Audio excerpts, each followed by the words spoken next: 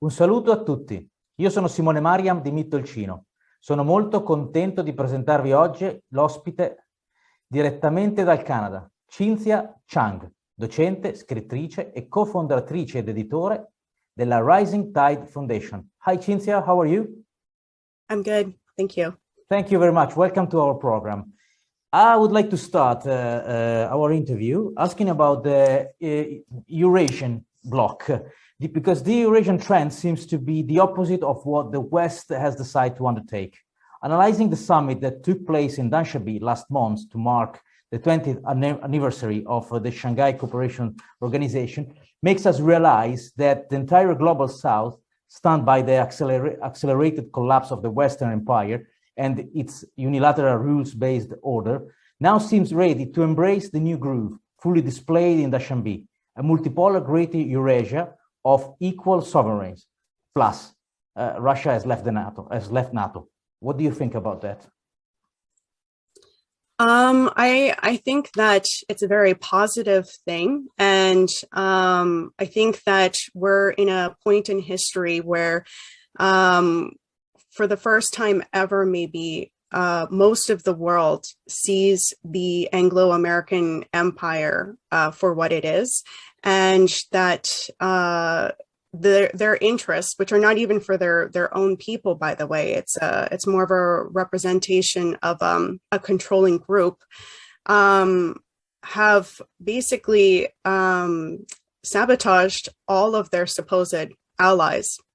Nobody trusts them to have anybody's goodwill in mind anymore. And Russia and China's alliance does look like a proper alternative, an alternative where countries can have their sovereignty, they can maintain their sovereignty, they can have a prosperous future by cooperating with these economic projects for development.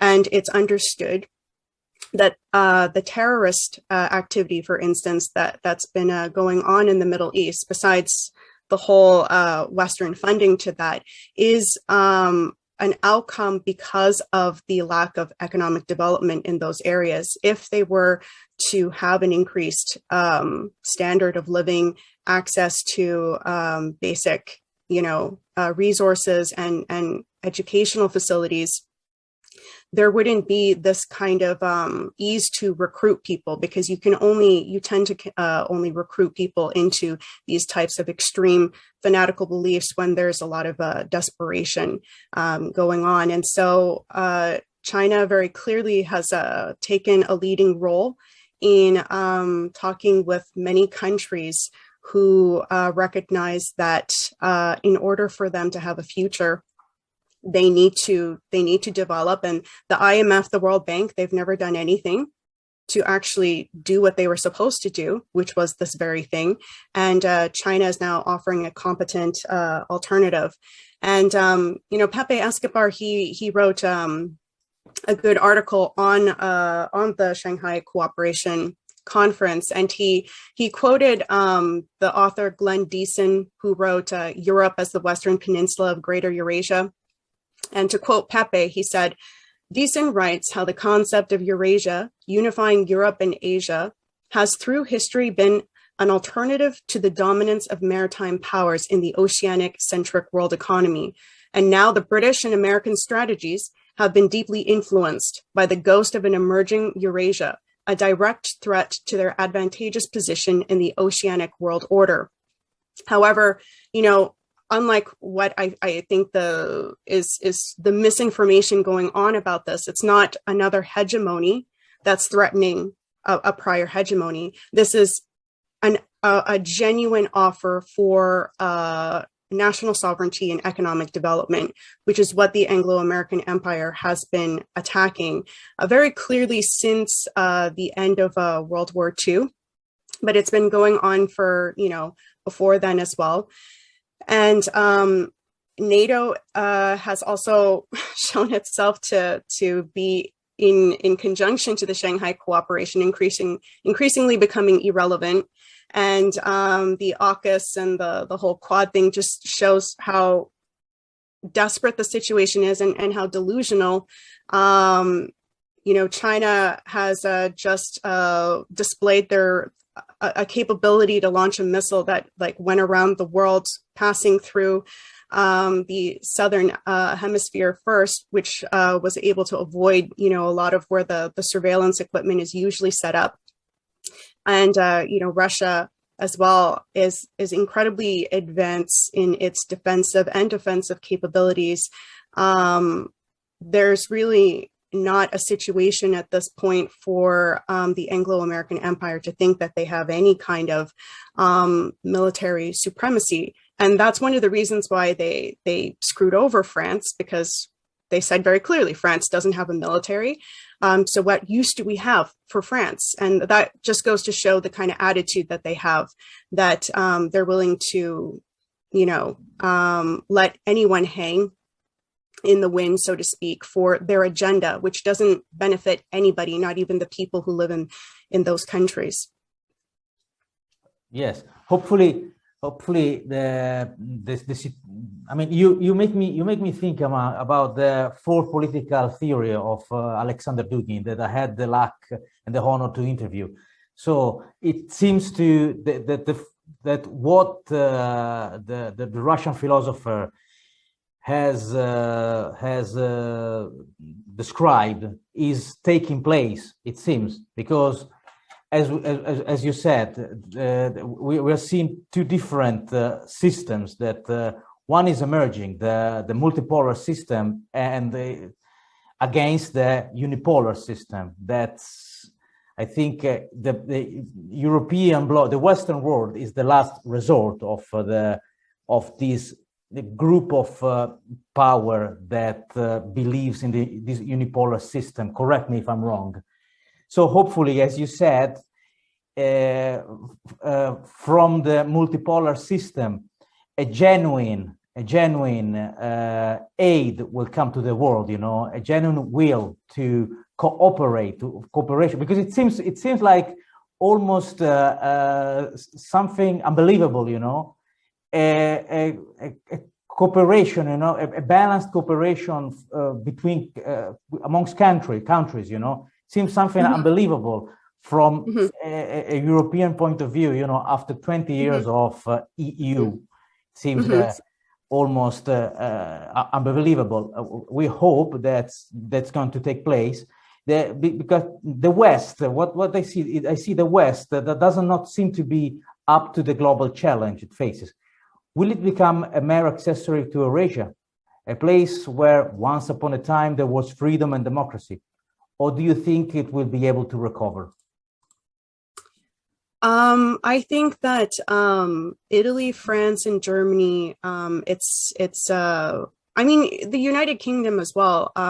It's just that, the United Kingdom has more of like a clear role in provoking this, I find, like being the leader. But just to stress that, especially Germany and Italy, they've had a history of being very much involved in economic growth.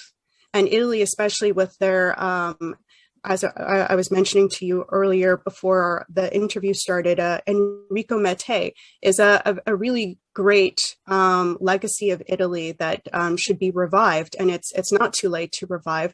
There's a lot of major development countries that still exist in Italy that have shown great interest in cooperating with large infrastructure projects, not just in Italy, but in conjunction with the Chinese Belt and Road, for instance, the Trans-Aqua Canal, which would be a huge investment opportunity within Africa, which benefits everybody. This is the other thing, is like this whole zero-sum game theory, the limited resources, it doesn't exist anymore, especially in the age of fusion nuclear power, which totally changes the game of this concept of artificial resources, especially the fusion plasma torch, for instance, which I never hear anybody talking about, which has the ability to break down, for instance, landfills into their elemental forms. So you could mine landfills. We don't have to have, landfills are going to be no longer the crisis that it's become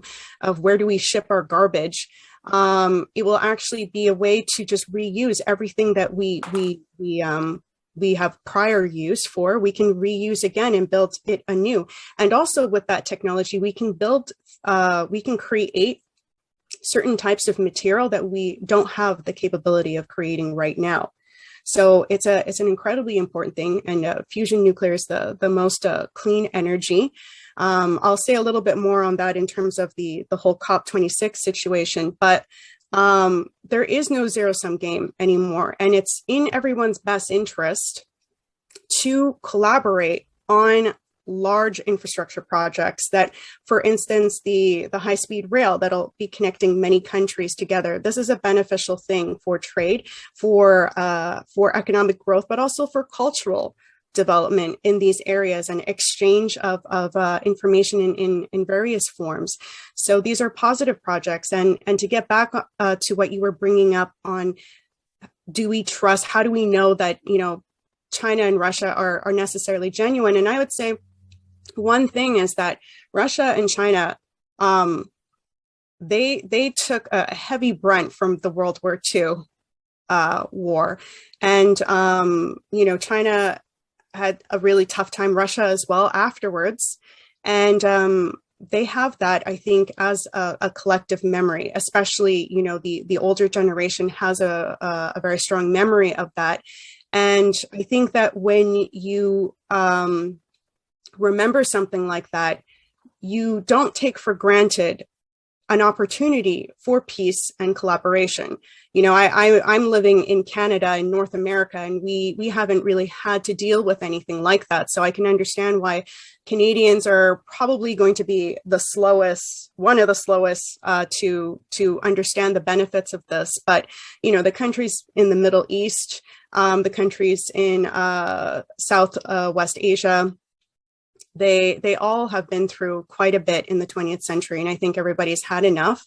And the core of what has been the cause of a lot of this is from the Anglo-American Empire, and it started with the British Empire, and then later on the United States, which is another story, got brought into that.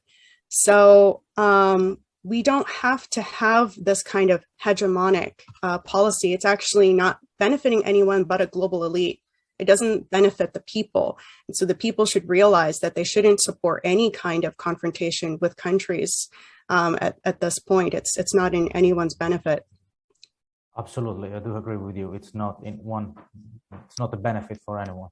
So the depth of your analysis in your work, I think, is impressive. We shared that there are forces trying to devastate the US from within. Interesting is your reading that the same is happening in China, Evergrande, Taiwan, and easily in Russia, Moscow mayor, Navalny. These forces have been trying to set US against Russia and now US against China. Who are these forces? Large stateless bankers and Jesuits, or is there an even higher level? The plan seems to meet with deep resistance. Would an alliance between the US, China, and Russia be possible to finally rid the world of these destructive forces? In terms of the people who are at the core of this, I think that that's a hard question to answer in a clear, precise manner. But I think that part of your description is definitely a core part. And actually, Matt is working on a series that is going to be addressing the whole Jesuit situation, which also is has its implications in trying to intervene in China's policies as well. So that's definitely a major player. And the banking system, how it's been set up, a lot of this, didn't go away after World War II. And this whole idea of like who were the good guys and who were the bad guys in World War II is somewhat warped. And the reality of the situation is that a lot of American bankers, a lot of British bankers, and a good part of the French government, as we saw with the Vichy government, they were not antagonistic to the Hitler agenda, which wasn't really even a Hitler agenda. Hitler was just a tool for what was supposed to be, you could say, a form of a Great Reset that was not successful. And those things went underground, and now they're starting to reemerge now. And you can see it very clearly with the whole Great Reset crowd, which I think China at this point has shown that it is not going to be going along with that. And so there are now alternatives. I've heard that Henry Kissinger is trying to set up to get them sucked into some other kind of, trap. So I do think that there is a possibility for the United States, Russia, and China to collaborate. I think that right now, what is at stake is, are we going to have in our short-term future a lot of tragedy, which cannot, I don't see this being very competent in terms of like the large actions that it's trying to succeed in terms of the whole Great Reset thing, which is tied to the COP26 conference. I don't see this being a very competent long-term goal. As we were talking about before the interview, they're disempowering their own citizenry. There's going to be not really a competent base for them to even have a growth of even intellectual power. There's going to be a shortage of intellectual power. How do you compete against a country like China, who has so many people, and they're investing in the minds of those people so that they are going to come up with many, many ideas, many prospects for the future, whereas you just want to enforce, this policy that you've been trying to enforce for like a good part of a century. It's not going to be a competent long-term strategy. But the problem is that if not enough people realize what the outcomes are going to be from the Great Reset policies and the COP26, there will be in the short term a lot of tragedy, which could be avoided. And the United States recognizes that there is definitely a form of a civil war going on. Actually, Matt, Matt is my husband, so that's why I'm talking about him a lot, because we're like always with each other. But he made a good point. He showed me 3 maps yesterday. One was the map of what are the proposals for U.S. secessions right now, because there's several states who want to secede from the United States. And, I can understand why they want to do it, because there's a fascist takeover. But the thing is that a lot of these states are probably going to want to be independent countries. So what you're going to do is you're going to just divide up the United States. There was the Brzezinski plan too for Russia, to break up Russia into around 6 different sections. And for China as well, there is the impetus right now to break it also up into about 6 sections. And why is that? It's because these countries have a massive capability to resist this agenda, which is to have a unipolar world. So if they're broken apart like that, they're going to be set back a very, very long time. It's going to be incredibly disempowering. Now, I don't think that this is going to happen for Russia and China, but this is a possibility for the United States, which would be a major setback for the United States. But like I said, there are very positive veins, like France has de Gaulle, Italy, France, Germany, the United States, they all have still a capability to turn things around. They all still have something viable within their economy, within the historical matrix as well, that could easily resist this. It's just, people have to be clear as to what the solutions are. And that's part of the problem with the energy crisis that's going on right now, is that it's meant to confuse people even further. The energy crisis, which is being blamed presently primarily on Russia, is such an obvious fallacy. You can clearly look up the information for yourself that Russia has actually increased its gas supply to Europe and Turkey as well. by 10% in some places and 15% in other sectors. And Merkel has, confirmed this. Timmermans from the European Commission, the vice president, has confirmed this. It's blatant lie. And what is actually occurring is a combination of green policies where solar and wind power did not store enough energy during the summer. So there's a shortage. They need an increased supply of gas, for instance, and other things that are considered non-green. But there's also something much more, and also there's speculation on the spot market, but there's something much more nefarious going on, which is what Mark Carney has implemented. And Mark Carney, I'm just going to read something. Mark Carney, who's the former director of the Bank of England, has called for a net zero banking alliance in which banks have agreed not to lend to producers, but only to put funds into the green bubble, the carbon bubble, and so on. Thus, future energy production will drop even though there are ample resources available, creating an artificial scarcity. In an interview with Washington Post, Mark Carney stated that private banks in the financial sector must produce a change in the plumbing of the financial system in order to push liquidity into the speculative bubble while cutting investments to the productive economy. Carney said climate change must become the fundamental driver of every investment decision or lending decision.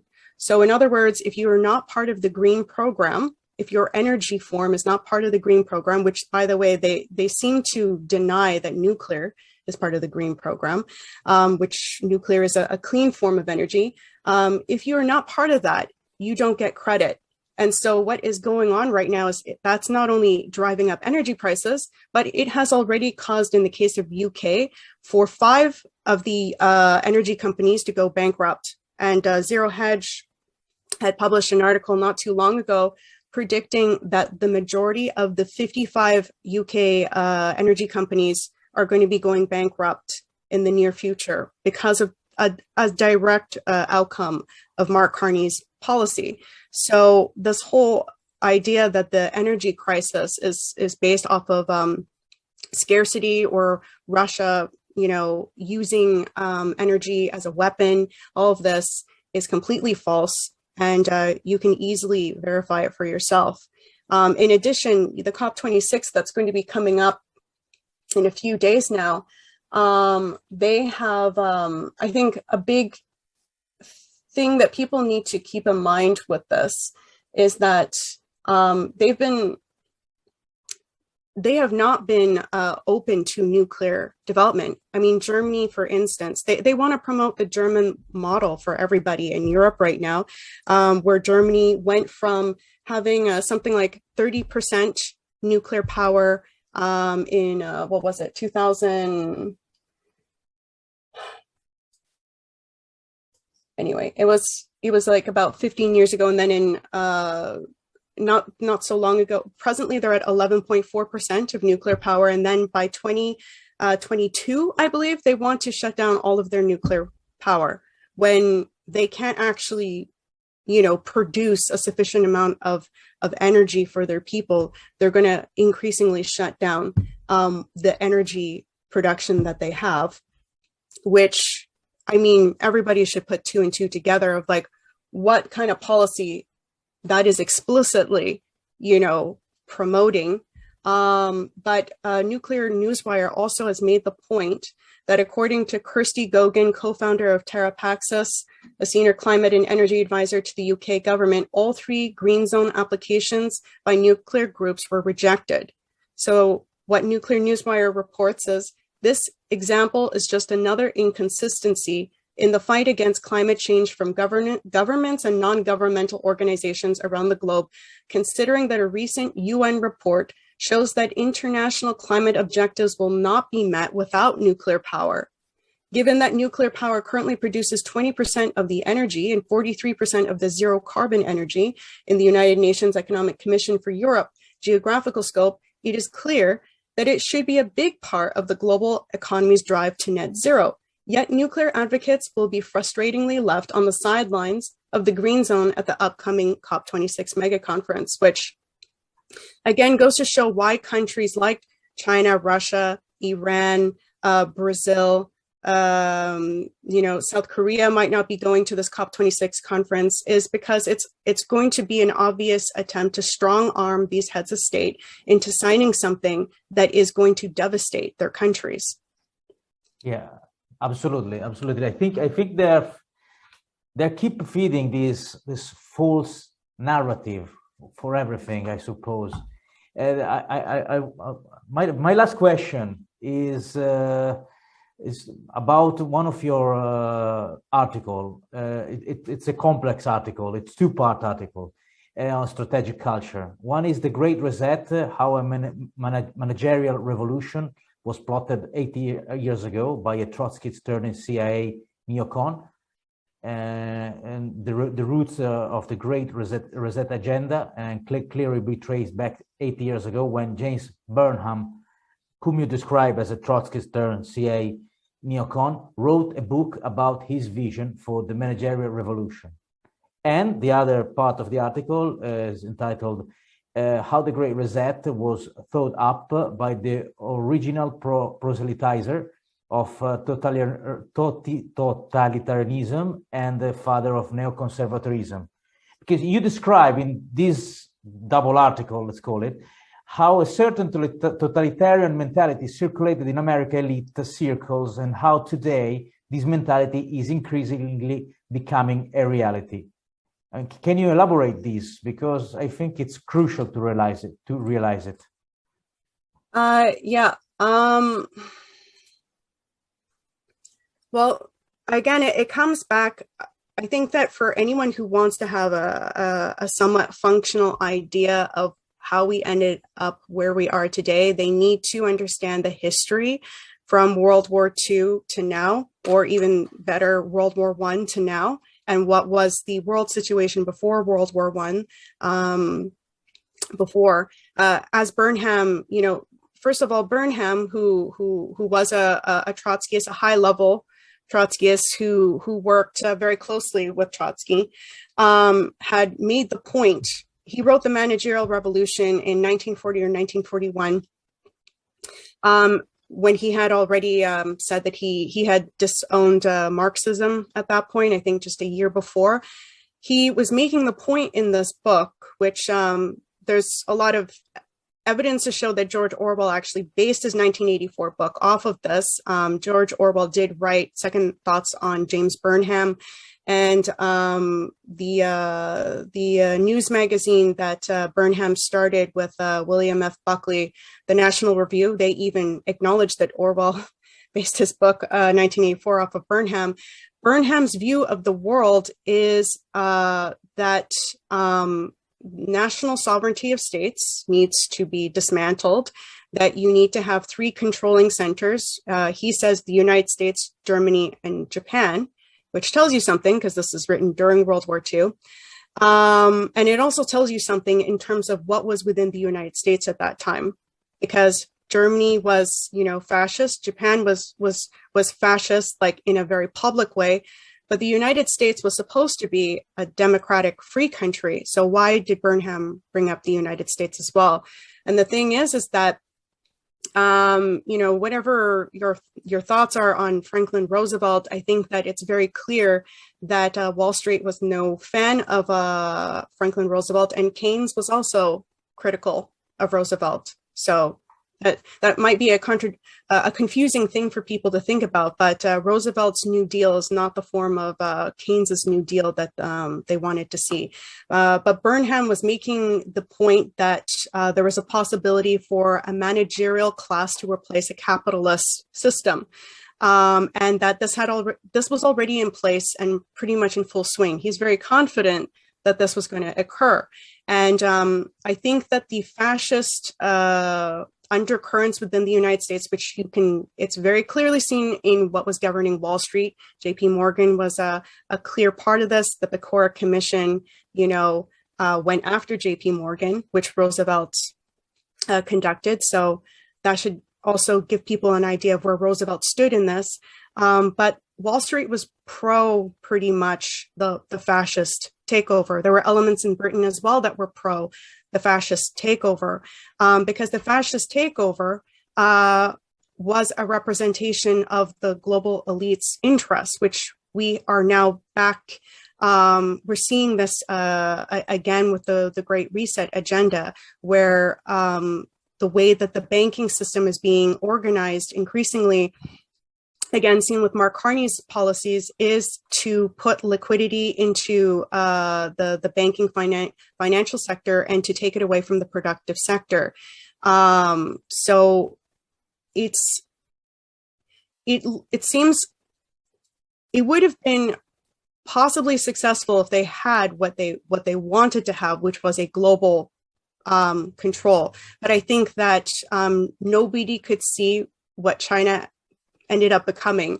China has kind of come out of nowhere. Like, you see some of the pictures of like just even 2008 compared to now, and it's like, my God, it looks like time is different in China than it is in, like, you know, for Europe or for here, where, you know, we still have infrastructure from the 1970s.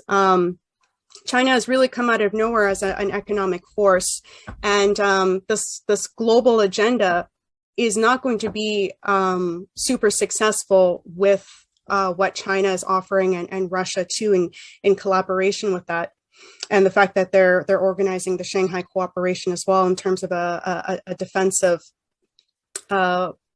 unipolarity.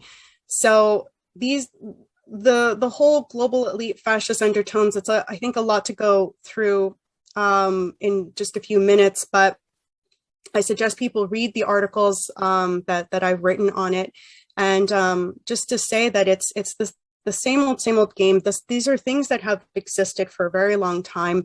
It's something that the United States has been struggling with for a very long time. There's always been two United States. There's never been one clear United States, which should be obvious to people with the Civil War that occurred in the country, and that Russia, you know, played a role in supporting the Union during the Civil War. It was Britain and France who were supporting the South, and they were encouraging a breakup of the United States into two. And Russia stood in the way of this. And there's a quote by Tsar Alexander II. He was being interviewed by Wharton Barker, and he said that we didn't do this because they had sent their Russian Navy onto the coastlines in case the British and the French Navy were going to intervene, which they had notified Tsar Alexander II that they would do, because they thought he was going to go along with it. He said, we did this not out of any love for the United States, but because we understood what kind of unipolarity would be caused if the United States were deconstructed. Because remember, under Henry C. Carey and the Hamiltonian economics, and then what Henry C. Carey organized as the Centennial Exhibition, was one of the most impressive economic growths that the world had ever seen. And the United States was the first country to successfully intervene in an imperial power trying to take it over. And it offered a viable economic system that could compete against that imperial system that had its hooks in so many places in the world. So countries from around the world were invited to come to the Centennial Exhibition to learn these economic developments, the certain types of scientific initiatives that had been discovered thus far, because it was recognized that when these delegates went back to their countries, they would be able to implement those things and reinforce their national sovereignty. So at the time, it was seen as a multipolar outlook. And I think there's a lot of similarities to what China is doing today. So I think basically we're seeing a clash between two systems, as we said before. Mm-hmm. And let's see what the outcomes of this clash will be. But anyway, thank you very much, Cynthia, for your time, for all the information you provided us. Where can our viewers find your articles, your work? I have a Substack page called Through a Glass Darkly. You can just search for it, that Cynthia Chung, and you should be able to find it. And also, we have our Rising Tide Foundation, a nonprofit organization I started with my husband, Matthew Arrett, which you can visit at www.risingtidefoundation.net. Okay, thank you very much, and have a nice day. Thank you, Cynthia. Thank you. Bye. Thank you.